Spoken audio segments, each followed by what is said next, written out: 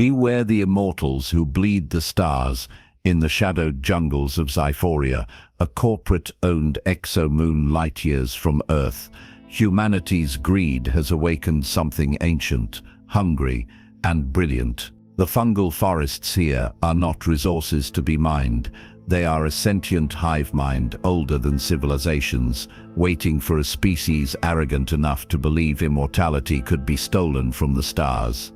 Harvest of the Voidmother is a razor-edged plunge into eco-horror and cosmic betrayal, where the price of eternal life isn't measured in credits, but in the annihilation of free will.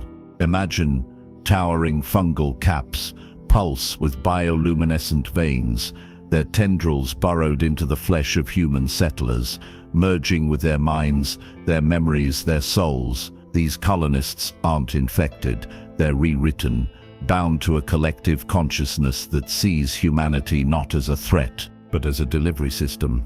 Dr. Nessa Holt, a disgraced biologist desperate to atone for her role in terraforming disasters, uncovers the truth. NovaCorp's miracle serum, distilled from the fungus, doesn't just grant agelessness. It carries spores designed to hijack civilizations, spreading the hive mind's dominion across the galaxy. But the real horror: the forest wants to be harvested. The stakes: galactic colonization turned into galactic assimilation. NovaCorp's boardrooms buzz with visions of trillion-credit profits, oblivious that their greed is playing into an organism that has out-evolved empires.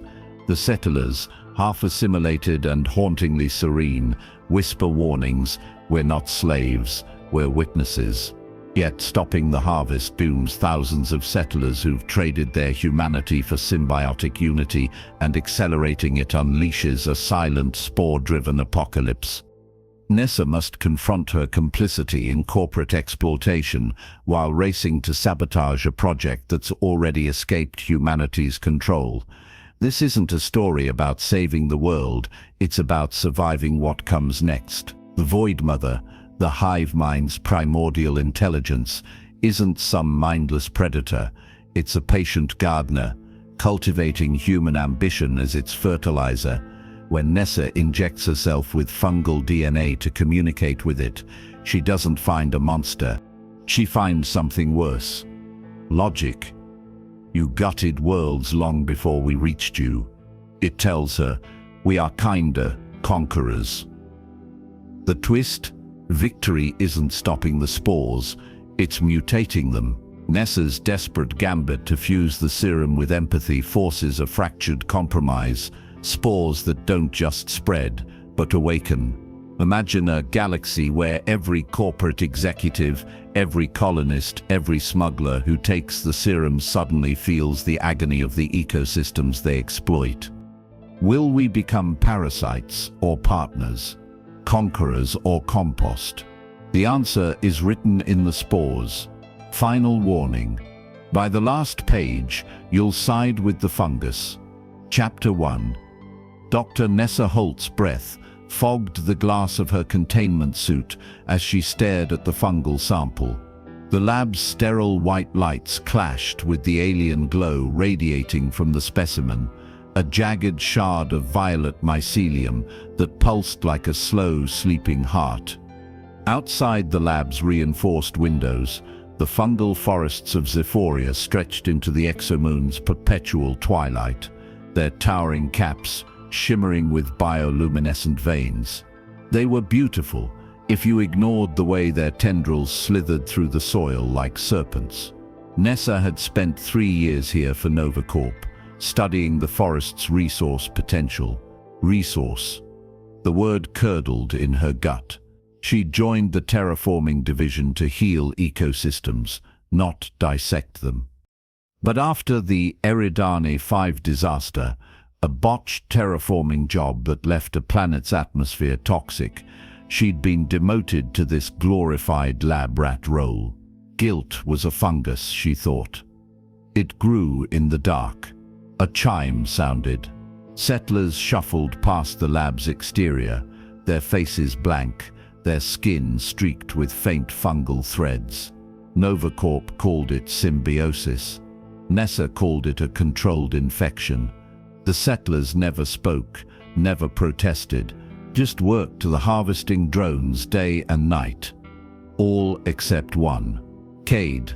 He lingered at the airlock, his gaunt face tilted toward the forest. Unlike the others, his fungal markings weren't grey and lifeless. They glowed faintly, as though the forest had chosen him. Nessa had caught him watching her before. Once, he'd pressed a hand to the glass, leaving a smudge of iridescent spores. Dr. Holt? Mira Chen, her junior colleague, barged in, clutching a data pad. Director Rourke wants the latest toxicity report, the board's pushing the serum timeline. Nessa didn't look up. Tell him the Voidmother Serum is a death warrant. The fungal compounds are too volatile. One misstep and NovaCorp loses profits. Mira snapped. Just give him the numbers he wants. When the door hissed shut, Nessa opened her desk drawer. Inside lay a vial of black fluid, a settler's blood sample. Under the microscope, it writhed with fungal hyphae. Not symbiotic, parasitic. But NovaCorp didn't care. They'd already branded the serum, immortality, harvested from the stars. She sealed the vial. Outside, Cade was gone. Chapter 2. The forest hummed at night.